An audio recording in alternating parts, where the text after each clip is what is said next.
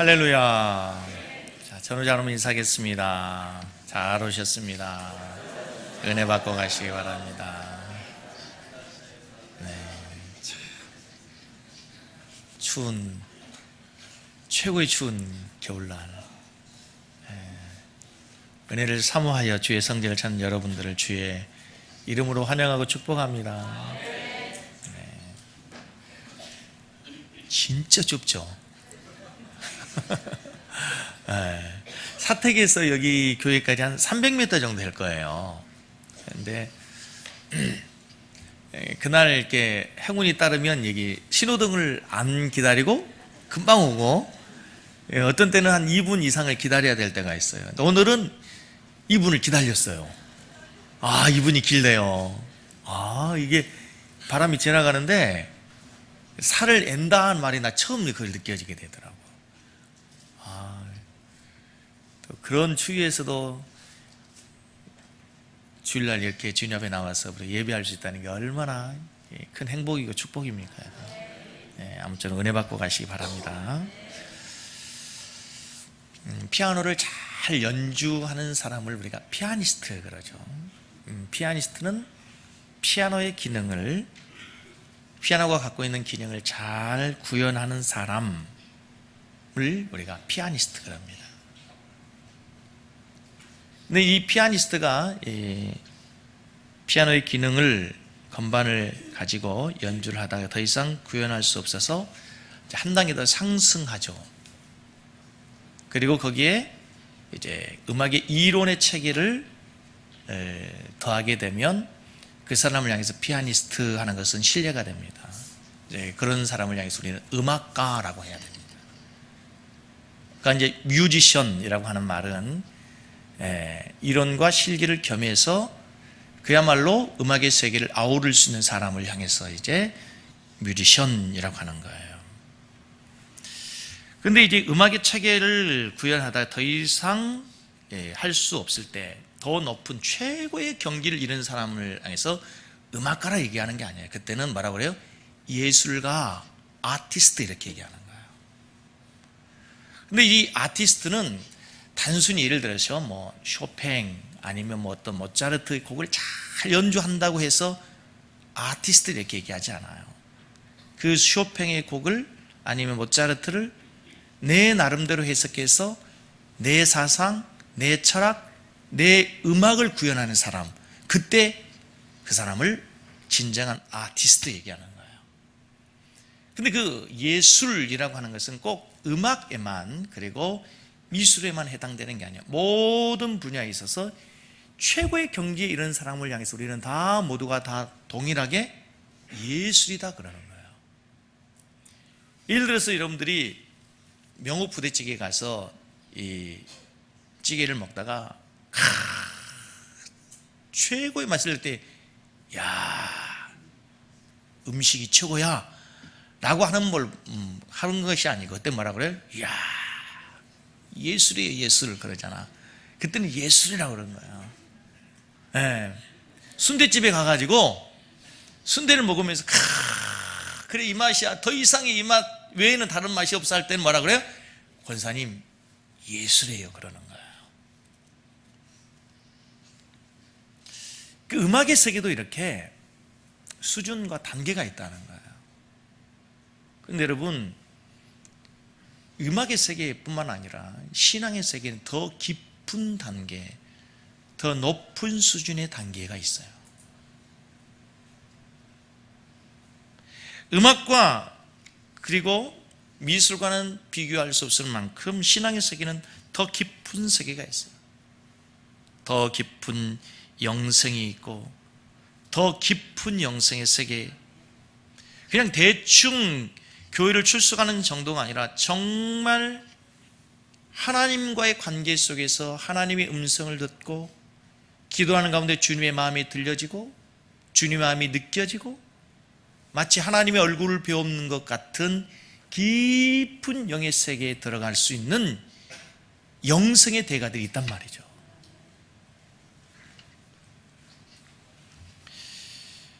그런데 많은 우리 성도들이 신앙의 세계를 너무 가볍게 생각하고 쉽게 생각하고 하찮게 생각하는 경우가 너무 많아요. 우리 신앙의 선배들은, 신앙의 고수들은 이 영적인 세계의 깊이를 더하기 위해서 일평생 애쓰고 노력하고 연구하고 수행하고 고행하는 사람들이 많았어요. 더 깊은 영의 세계에 들어가서 하나님의 음성을 듣기 위해서, 그리고 하나님의 마음을 느끼기 위해서, 그리고 하나님을 알기 위해서 때로는 금식하고요, 때로는 침묵으로, 때로는 하나님 말씀을 묵상하고, 그렇죠? 세상의 모든 것을 다 내려놓고 하나님과의 깊은 독대의 시간들을 갖게 되는 많은 영성의 대가들이 있었어요.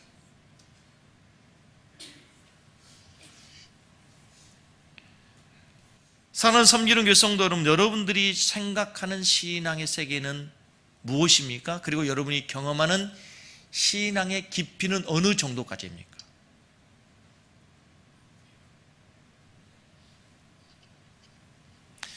그저 주일날 한 번 예배를 드리는 것으로 신앙의 모든 의무가 끝났고 그리스도인의 모든 신앙행위가 다 끝났다고 생각하는 사람들도 있어요.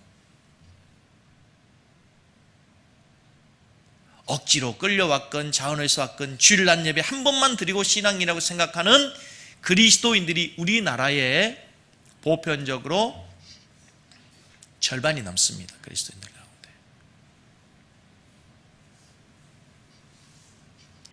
그러나 좀 더 열심히 있는 성도는 주일날 예배로 아니고 저녁 예배까지 드리면서 한 개 이상씩을 봉사하죠.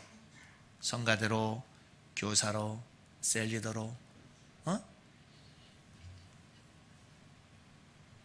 그리고 하나님 앞에 예물도 드리면서 신앙생활하는 사람들은 때로는 자부심을 가지고 나는 그래도 괜찮은 신앙인이야, 이 정도면 됐어, 나는 충분히 그리스도인들의 의무를 다했고 나는 하나님 앞에서 그래도 괜찮은 신앙이라고 생각하고 만족하는 성도들도 있을 수 있어요. 그러나 신앙 세계가 정말 그것으로 다인가? 지난 한 주간 우리가 5인 5색이라고 하는 주제를 가지고 5분의 목사님의 말씀을 들었습니다. 오늘 우리 황장로님 기도하시면서 그 5분의 설교 모두를 핵심을 요약해 가지고 설교를 5번을 다시 한번 듣는 그런 느낌이었어요. 근데 여러분, 말씀을 들으면서 여러분 어떤 생각을 하시고 또 어떤 결론을 내리셨어요? 저는 고민이 되더라고요. 그리고 한 주간 좀 더 많은 생각을 하게 되었어요. 내가 지향하는 교회는 무엇이고 내가 추구해야 될 목회의 방향과 목적은 무엇일까? 많은 목사님들이 저에게 오셔가지고 이렇게 예배 드리고 또 교제하면서 하시는 말씀이 섬기는 게 참 좋다. 분위기도 좋고, 또 금요일날 말씀하셨던 베리치 목사님, 젊어서 좋네, 젊어서 좋아. 자기 교회는 다 공동묘지인데 뭐 젊어서 좋다고.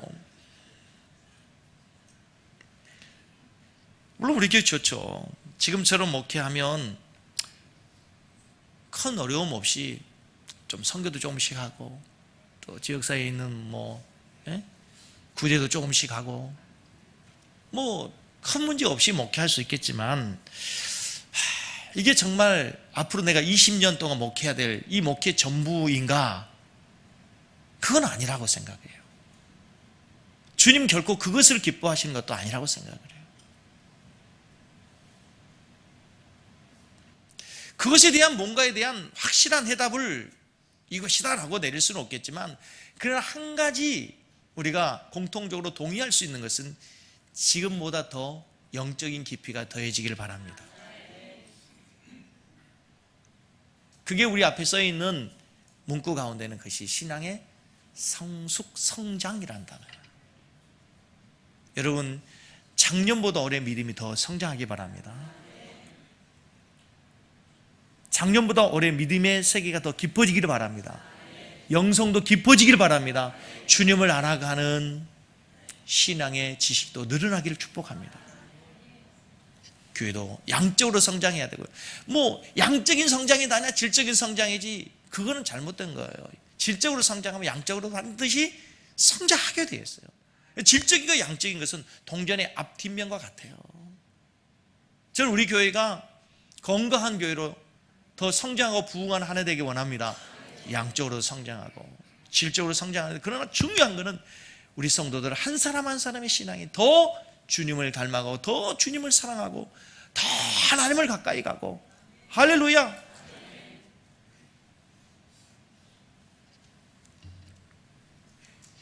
여러분, 신앙의 세계는 여러분이 생각하는 것보다 훨씬 더 깊고 더 무궁무진한 세계가 있어요. 한류 바람이 불었어요. 그래서 동남아 사람들이 우리 한국 한번 와보는 것이 아주 꿈입니다. 중국의 요우커들이 명절만 되면, 연휴만 되면 공항이 미어 터지도록 한국을 찾아옵니다. 근데 그분들이 와서 한국을 보고 가는 게 뭡니까?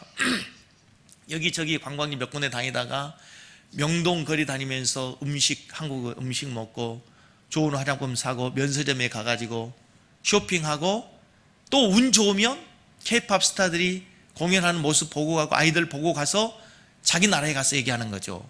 뭘 봤다고? 한국 봤다고. 그리고 한국은 이런 것이라고 막 하게 될 거예요. 외국 한번 갔다 오면 얼마나 할 얘기가 많습니까, 여러분? 그죠? 한국 대단하더라. 음식 맛있고 거리는 깨끗하고 화려하고 서울 거리, 명동 거리 진짜 화려하더라. 근데 여러분, 근데 그게 한국이 답니까? 진짜 한국의 모습을 보려면요, 저 38선 휴전선을 가봐야 돼요. 지금도 우리의 피 끓는 20대 젊은이들이, 우리 아들들이 인생의 가장 황금기인 20대 2년 정도를 거기에 가서 총 들고 보초 서고 있고, 지금도 남북이 긴장하는 가운데서도 호시탐탐 노리고 있는 저 북한을 막기 위해서 우리 군인들이 찰떡같이 지키고 있기 때문에 한국이 평화롭고 풍요로운 사회가 되는 거예요, 여러분. 그게 그 모습도 한국이에요. 서울에 화려하고 풍요롭고 여유롭고 질서 있는 그 도시만이 한국이 아니라 팽팽한 긴장 속에서 지금도 전쟁에 긴박성이 있는 그것도 한국의 모습이에요. 한국의 풍요가 그냥 저절로 주어진 건가요? 지금도 공장에서 이른 새벽부터 24시간 바쁘게 쉼없이 돌아가는 기계들 속에서 일하고 있는 근로자들, 그 더운 여름에 용광로 앞에서 뜨거운 쇳물을 옮기면서 일하고 있는 땀 흘리는 근로자들이 있기 때문에 그 화려한 도시, 풍요로운 도시가 있게 된 줄로 믿습니다. 그런 모습도 한국인 거예요. 그건 전혀 보지 않고 가서 화려하더라, 풍요롭더라, 좋더라, 맛있더라. 대한민국의 5%를 보고 간 거예요. 1%를 보고 간 것이 지나지 않아요. 지금 제가 대한민국을 얘기한 게 아니라 우리의 신앙의 세계가 그렇단 말이에요. 1년 52주 예배를 드려요. 예수 믿은 지 10년 되고 20년 됐어요.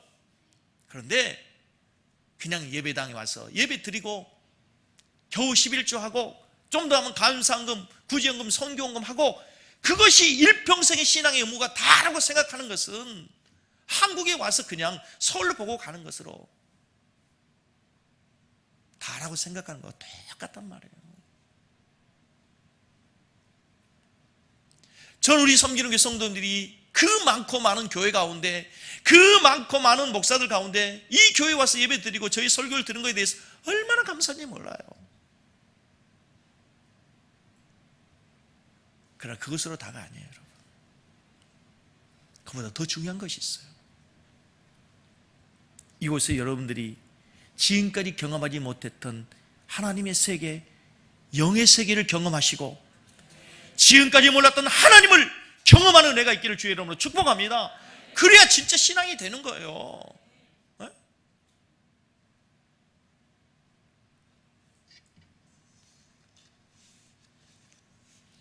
근데 여러분, 우리의 신앙 가운데 이제 영적인 세계에 깊이를 더하고 신앙의 성숙을 도모하기 위해서 가장 첫 번째 전제되고 가장 중요한 첫걸음이 뭘까요? 그것은 바로 예수님을 아는 거예요. 우리 기독교는 말 그대로 그리스도교예요. 예수 그리스도를 알고 예수 그리스도를 바르게 알고 그분을 믿고 그리고 그분을 섬기고 그분을 통해서 하나님께로 나아가는 종교가 우리 기독교인 줄로 믿습니다. 그래서 여러분, 첫 번째가 예수님을 바르게 알고 깊이 알고 그 예수님을 더 사랑하는 것이 우리 기독교의 본질이에요. 예수를 모르고는 결코 우리의 신앙이 깊어질 수도 없고 넓어질 수도 없고 바른 신앙이 될 수도 없어요. 그래서 여러분들은 교회 올 때마다 늘 예수님을 생각하고 예수를 만나고 예수를 바르게 알고 가셔야 되는 줄로 믿습니다. 오늘 본문이 그런 의미에서 우리 신앙의 핵심을 다루는 내용이에요. 너무 잘하는 얘기일 수 있지만 여러분, 예수님이 이 땅에 오셔서 공생에 33년을 사셨습니다. 그 33년 가운데서 가장 핵심적인 그리고 가장 클라이맥스가 뭡니까? 예수님이 고난을 당하시고 십자가에 죽으시고 부활하신 거예요. 그래서 마태복음 27장에서부터 예수님이 직접 순환을 당하신 내용이에요. 빌라도에게 재판을 받으시고 이제 오늘 본격적으로 예수님이 고난을 당하세요.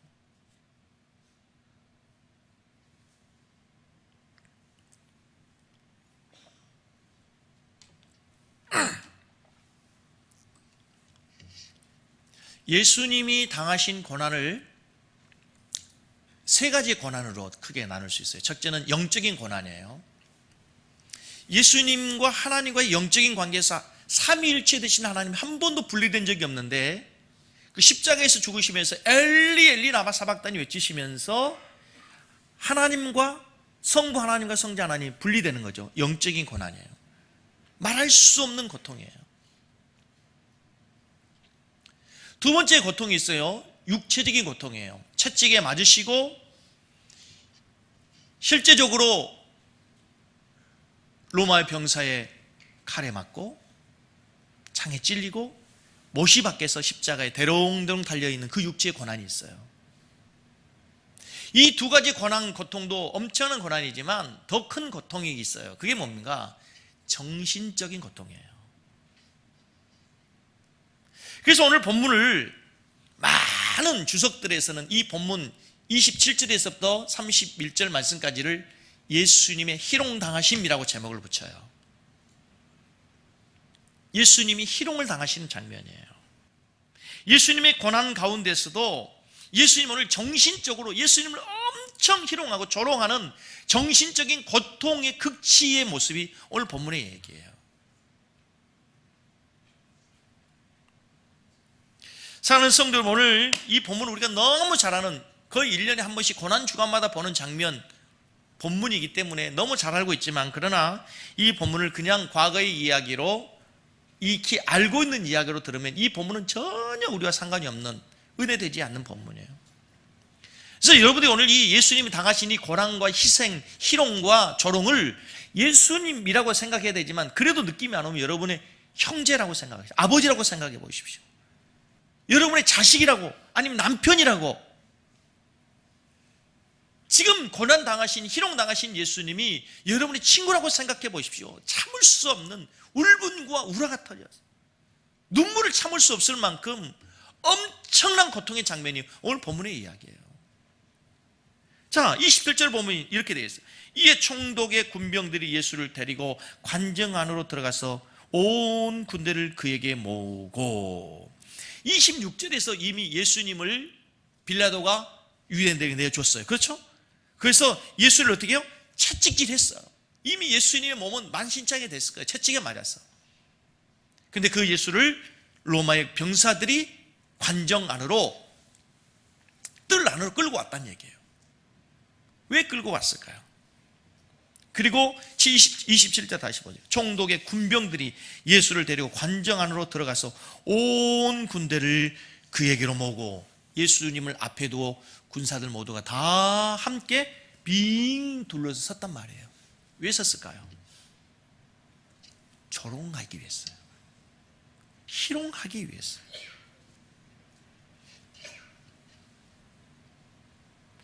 예수님을 놀이객감으로 삼기 위해서란 말이죠.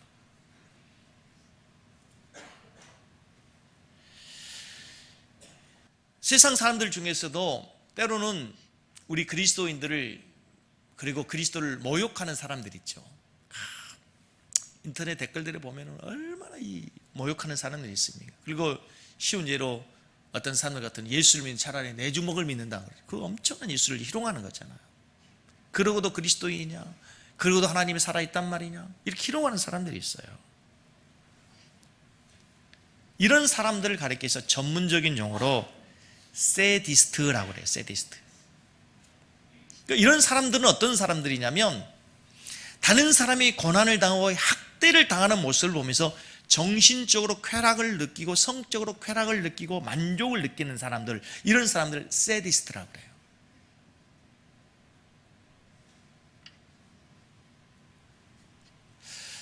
그 얼마 전에 우리 그 군인 가운데 그 윤일병 그 구타 사건이 있었잖아요. 그걸 보면서 우리들이 엄청난 이 충격을 받았죠. 그 윤일병이 좀 약간 관심병사였는데 고참들이 폭행하면서 그냥 단순히 폭행을 하는 것이 아니라 무릎으로 기계하고, 그렇죠? 침을 뱉어서 핥게 하고 엄청난 수치와 모욕을 준단 말이죠. 그러면서 만족을 느끼는 것, 그런 유형이에요. 지금 그 학생들 가운데서도, 청소년들 가운데서도 친구들 그냥 폭력하는 것이 한 번으로 끝나는 것이 아니라 지속적으로 돌아가면서 다른 아이들을 학대하고 모욕하는 아이들 있죠. 바로 그런 유형이에요. 이제 오늘 본문을 보시면, 첫째, 이들이 하는 주님을 향해서 그들이 예수님 희롱하는 장면 28절, 그의 옷을 벗기고 홍포를 입혔어요. 그의 옷을 벗기고 홍포를 입혔는데, 옷을 벗긴 이유가 뭘까요? 위에 보면 예수님이 채찍에 맞아가지고 지금 예수님의 몸이 피투성이로 만진창이가 되어서 예수님 입고 있는 옷이 다 젖었기 때문이죠? 피로? 아니에요. 오늘 본문 말씀에 보면은 28절, 그의 옷을 벗기고 뭘 입혔다고요? 홍포를 입히기 위해서요. 홍포가 뭐예요?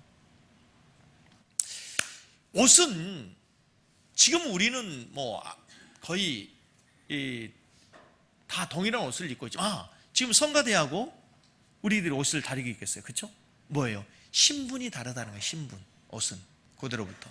근데 특별히 홍포라고 하는 것은, 홍색 옷을 입는 것은요, 그대로 가면 굉장히 귀한 색이에요. 지금처럼 물감이, 염색이 이렇게 쉬운 시대가 아니잖아요. 이 고운 색깔, 짙은 색깔을 내면 낼수록 귀족인 거죠. 그렇죠? 그리고 홍색 혹은 또 자색, 이거는 귀족, 왕족들이 입는 옷의 색깔이었어요. 많이 들어보셨죠? 특별히 로마의 귀족들이 입는 옷이었어요.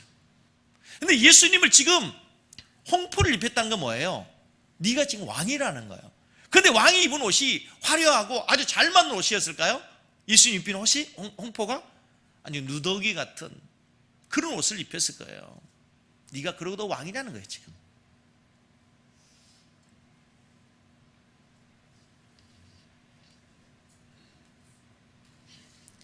옷을 바꿔 입혔다고 하는 것은 신분이 지금 바뀐 거예요. 그래서 군대 가면 옷을 바꾸죠. 군복을 입히죠. 너는 과거의 사람을 잊어라. 이제부터 너의 신분이 바뀌었다. 교도소에 가면 옷을 바꿔 입죠. 너는 이제 신분이 바뀌었다. 죄수로 바뀌었다. 지금 예수님의 신분이 바뀌었다는 거예요. 내가 유대인의 왕으로 바뀌었다. 그러나 그가 입고 있는 옷이 왕의 복에 걸맞지 않는 누더기 같은 옷인 거예요. 문제인 거예요. 왕복이라고 하는 것이 왕복처럼 느껴진 것이 아니라 누더기처럼 걸레와 같은 홍포를 입힌 거예요. 두 번째요, 이들이 뭘 했어요? 뭘 했어요? 29절, 가시관을 엮어서 머리에 씌웠어요. 왕은 반드시 뭘 써요? 관을 쓰죠. 그 관에는 보석과 진주, 금으로 된 화려한 귀금속들이 장식된 관을 써야 돼요. 그런데 예수님에게 왕은 왕인데 가시관을 씌웠어요. 뭐예요? 또 역시 수치를 주기 위함이에요. 그리고 육체에 고통을 더하기 위한 것이죠. 뿐만 아니고요, 29절을 보면 그 머리에 씌우고 갈대를 그 오른손에 들리고, 갈대를 오른손에 들렸다는 얘기가 뭐예요? 옛날에 왕들은 왕의 지팡이가 있어요. 그래서 창세기 49장에 보면 야곱이 자기의 자손들을 축복할 때 유다 자손을 축복하면서 너에게서 홀이 떠나지 않을 것이다. 너희 지팡이에서. 그렇죠? 홀. 그게 홀이 뭐예요? 왕의 지팡이에요. 근데 이 왕의 지팡이가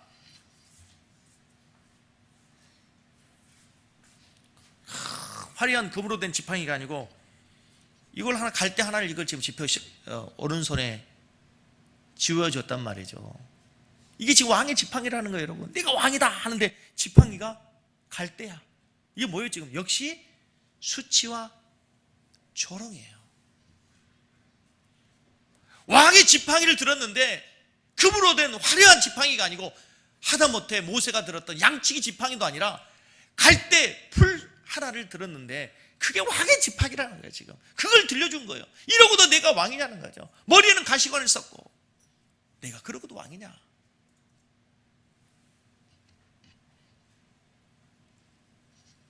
그리고 29절을 보세요. 같이 읽겠습니다. 시작.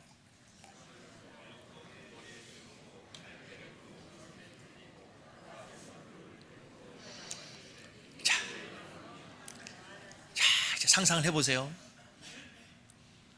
누더기 같은 홍포를 입혔어요.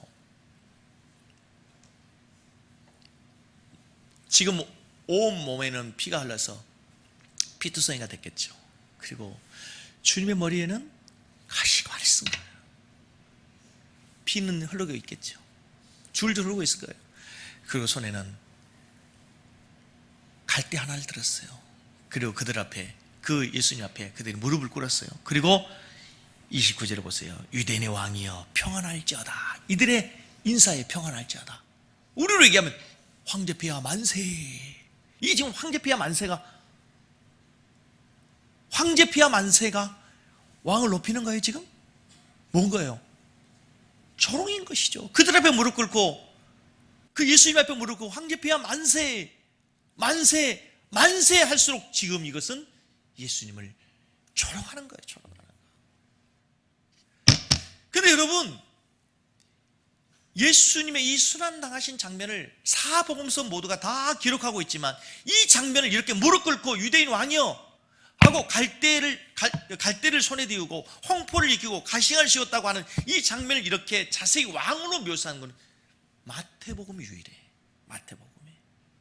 왜 그래요? 지금 예수님이 보시는 마태가 보는 예수님은 끝까지 유대인의 왕이라는 거예요. 그 왕 앞에 경배하고 그 앞에 영광을 돌리는 것이 아니라 그 왕을 지금 이 유대인들이 수치스럽게 조롱하고 희롱하고 있단 말이죠. 유대인 왕이여 평안할지어다. 황제 폐하 만세하지만 지금 모든 형식들은 다 갖췄지만 이 모든 것들은 다 철저하게 예수님을 조롱하는 거예요.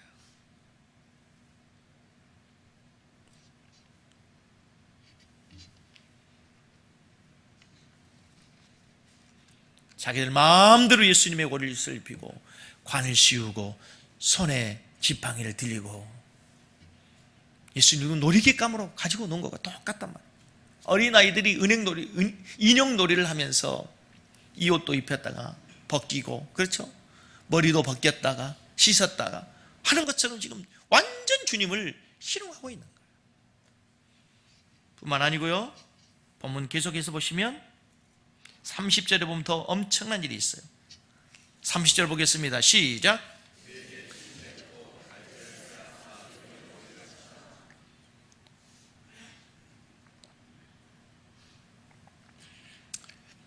이처럼 모욕을 할 수 없죠. 예수님에게 지금 그들이 뭐 했다고요? 침을 뱉었다는 거예요. 이건 사람에게 할 수 없는, 그 누구에게도 어떠한 경우에도 할 수 없는 모욕감이죠. 가끔 제가 설교할 때 침이 튈 경우가 있어요. 떨어져 다행이죠. 그죠? 사람이 이야기하다가 본의 아니게 침이 튀어져 너무 죄송하고 미안하고, 그렇죠? 근데 지금 예수님에게 침을 뱉었다고 하는 것은 동서고금을 막론하고 가장 수치스러운, 가장 모멸감을 주는 게 침을 뱉는 거잖아요. 지금 유대인의 왕이여 해놓고 나서 침을 뱉었어요. 주님을 완전히 희롱하고 조롱하는 장면이에요. 이보다 더 주님을 희롱할 수는 없는 거예요.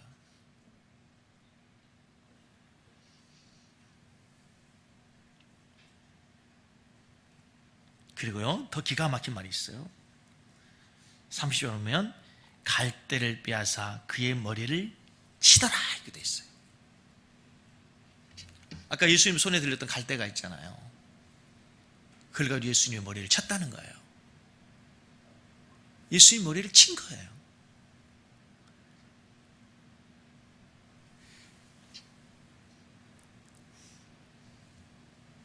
여러분, 몽둥이로 사람이 맞아도 너무 아프죠. 몽둥이로 맞아도 아파요.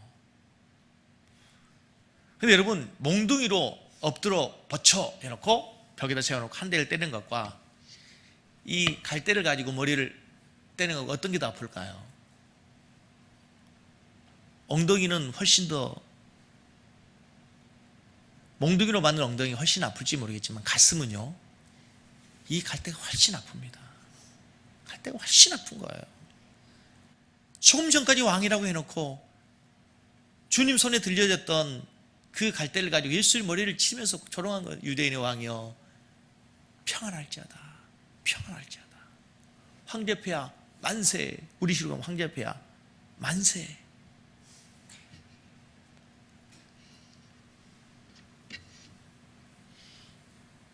그리고 31절에 희롱을 당한 후 홍포를 벗겨 도로 그의 옷을 입혀서 이제 십자가에 못 박혀 있어 예수를 끌고 가는 거예요.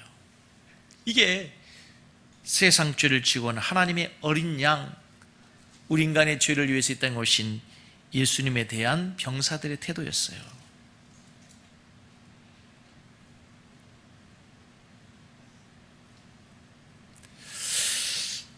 저는 여러분 오늘 이 본문을 수없이 많이 설교했던 본문이에요. 고난주간 되면 수없이 묵상했던 말씀이고 큐트했던 말씀인데 굉장히 충격을 받았어요.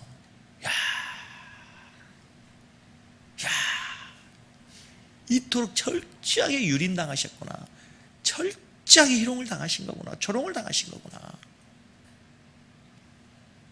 응? 주님을 이토록 더 이상 비참할 수 없을 만큼 희롱했구나. 사랑하는 성도 여러분, 우리 주님이 누구십니까? 그분이 왕이십니다.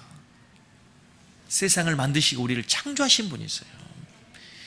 그분이 세상의 영광을 취하라고 했다면 얼마든지 세상의 모든 영광을 취하실 수 있는 분입니다. 그런데 그분께서 이 세상의 영광을 취하러 오신 것이 아니었어요. 그분은 철저히 우리 가운데 오셔서 우리의 모든 죄를 친히 지시고 십자가에 못 박히기 위해서 이처럼 유린당하시고 희롱당하시고 조롱당하신 주님이라는 사실을 기억할 수 있기를 바랍니다. 사도 바울은 빌립보에서 말하기를, 빌립보서 2장 5절, 그는 근본 하나님의 본체시나 하나님과 동등됨을 취할 것을 여기지 아니하시고 오히려 자기를 비워 종의 형체를 가져 사람들과 같이 되었고 사람의 모양으로 나타나셨으며 죽기까지 복종하셨으니 곧 십자가에 죽으셨다. 하늘의 모든 영광마저 다 버리신 그분께서 그처럼 고난당하시고 조롱을 당하시고 십자가 못 박혀 죽으시기까지 고통을 당하신 이유가 무엇입니까, 여러분? 오늘 우리는 주님이 당하신 고난을 묵상하면서 우리는 다시 한번 생각해야 됩니다. 고난 주간만 되면 예수님이 나를 위해 십자가에 못 박혔어요, 주님 나를 위해서 고난당하셨어요 하면서 눈물 흘리고 잠시 슬퍼하고 하는 것으로 끝나는 것이 아니라, 여러분 오늘 우리는 정말 이 마태복음 지금까지 쭉 강해에 오면서 이제 그분이 누구인가를 너무나 알았어요. 너무나 잘 알았어요. 기적을 베푸시고 능력을 베푸시고 하나님 나라의 비밀을 가르쳤던 그분이 이처럼 철저하게 연약한 모습으로 인간에게 유린당하면서 고난당하셔야만 했던 이유를 우리는 반드시 오늘 이 본문을 통해서 깨달아야 될 줄로 믿습니다.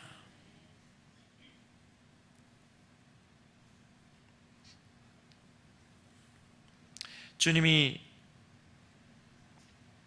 당하신 그 고난과 희롱과 모욕이, 주님이 당하신 그 고난 속에 여러분 내 죄와 나의 허물 때문에 주님이 고난을 당하셨다고, 나 때문이라는 신앙의 고백이 분명히 있어야 될 줄로 믿습니다. 그 고백이 있어야 돼요. 여기에 우리 인생에 가장 놀라운 숨겨진 비밀이 있어요. 최대의 비밀이 있어요. 나와 상관이 없는 하나님이신 그분이 나를 위해서 십자가에 죽으시고 나를 위해서 고난과 수치와 모욕을 당하셨다고 하는 이것이 우리 인생의 놀라운 비밀인 거예요. 그 누구에게도 어디에서도 들을 수 없는 하나님의 말씀을 통해서만이 깨달을 수 있는 인생의 가장 숨겨진 비밀이라는 사실을 믿으시기 바랍니다. 우리가 지은 죄 때문에, 나의 허물 때문에 철저하게 주님이 좀 희롱당하시고 조롱당하시고 고난을 당하신 거예요.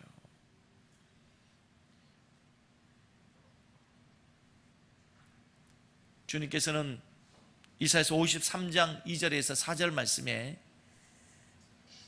그분께서 이 땅에 오셔서 이미 당하실 고난에 대해서 쭉 얘기되어 있었어요. 그는 주 앞에서 자라나기를 연한 순 감고 마른 땅에서 나온 뿌리 같아서 고운 모양도 없고 풍채도 없은지 우리가 보기에 흠모할 만한 아름다운 곳이 없어. 이 구절을 가지고 예수님은 아마 이 땅에 오셔서 살아가실 때 육체적으로 외모가 탁월하지 않았을 것이다 라고 얘기한 사람도 있어요. 그러나 중요한 것은 3절이에요. 그는 멸시를 받아 사람들에게 버림받았으며 강고를 많이 겪었으며 질고를 아는 자라 마치 사람들이 그에게서 얼굴을 가린 것 같이 멸시를 당했어요. 우리도 그를 귀히 여기지 아니했도다. 그는 실로 우리라는 단어가 나오면 자기 이름을 넣어야 돼요. 그는 실로 종수의 질고를 지고 종수의 슬픔을 당하였거늘 종수는 생각하기를 그는 징벌을 받아 하나님께 맞으며 고난을 당한다 하였노라. 그가 5절 말씀 5절 말씀 있는데 그가 찔림은 종수의 허물 때문이요 그가 상함은 종수의 죄악 때문이라. 그가 징계를 받음으로 종수는 우리는 평화를 누리고 그가 채찍에 맞음으로 종수 우리가 나음을 받았다. 이 위대한 고백, 이 신앙의 고백이 있을 때 우리는 비로소 이제 우리의 모든 죄가 사함받고 하나님의 자녀가 되는 이 엄청난 비밀을 믿을 수 있기를 주의 이름으로 축복합니다. 그래서 이제 우리가 주님을 찬양하게 되는 거예요. 그것을 깨달았을 때 우리가 감격하게 되는 거예요. 그것이 믿음으로 느껴지고 믿음으로 고백될 때 우리는 이제 이 하나님의 엄청난 말로 형용할 수 없는 은혜를 누리게 되는 줄로 믿습니다. 믿는 것이 아니라 믿어진다고 그랬죠. 예수가 나를 위해 고난 당하신 것, 이걸 내가 믿는 것이 아니라 믿어지는 것들, 믿어지는 거예요.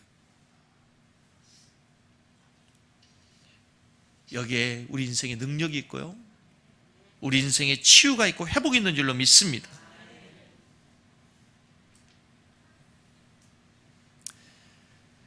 금세기 최고의 신학자였던 이 브라운이라는 박사가 인도 캘커타에서 선교할 때 한 노파가 길에서 이렇게 이야기하는 걸 듣게 되었어요. 노인과 친구였던 이 한 노인이 예수를 전하는 친구에게 이렇게 얘기하는 겁니다.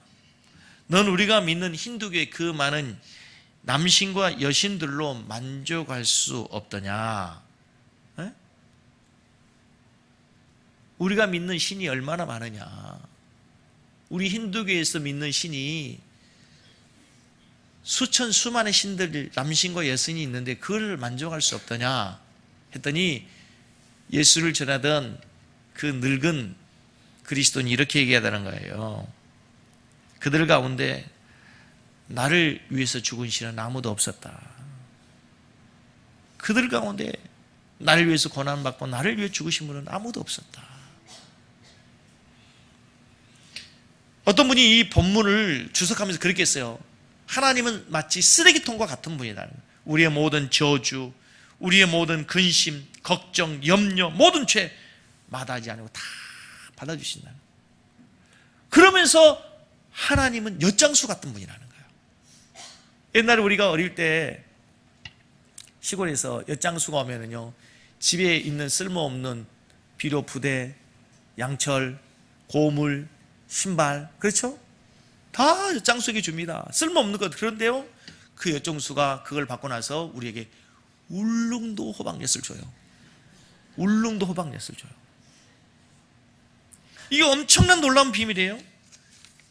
하나님께서 쓰레기통과 같은 버려질 수밖에 없는 우리의 모든 죄, 근심, 염려, 허물 다 받으시고 나서 우리에게 새로운 은혜를 주시는 거예요. 할렐루야. 여러분, 한 주간 여러분이 더 설교 처음 서두에 말했던 것처럼 이 낮은 신앙의 단계에서 한 단계 더 지금보다 더 성숙한 그리스도인이 되기 위해서 반드시 이 주님의 고난당하심, 이 주님의 십자가의 죽으심의 고통, 그것이 나의 고통으로 믿어지고 그것이 나의 고통이라고 고백되어질 때에 우리는 한 단계 더욱더 신앙의 깊이를 더하게 된 줄로 믿습니다. 그 은혜가 한 주간 여러분 가운데 있기를 주의 이름으로 축복합니다. 우리 한번 찬양하고 기도하겠어요. 예수님의 고난을 생각하면서 오 예수님, 내가 옵니다. 못 박히신 십자가 앞에 그 큰 사랑 눈물에 겨워 울며 울며 돌아옵니다. 우리 한번 찬양하겠습니다. 오 예수님, 내가 옵니다. 찾아봐요. 아픈 일부 예배 했는데 이게 안 됐나 보고. 오 예수님, 거기는 없을걸?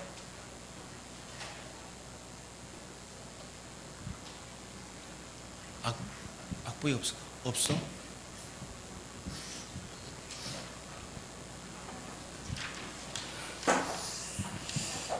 없어요? 그러면은요, 찾아봐요. 찾아볼 수 있습니다.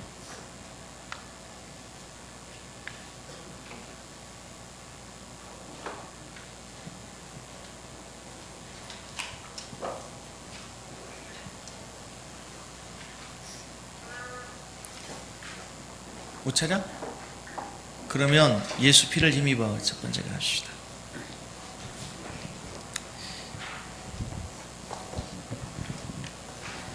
예수 피를 힘입어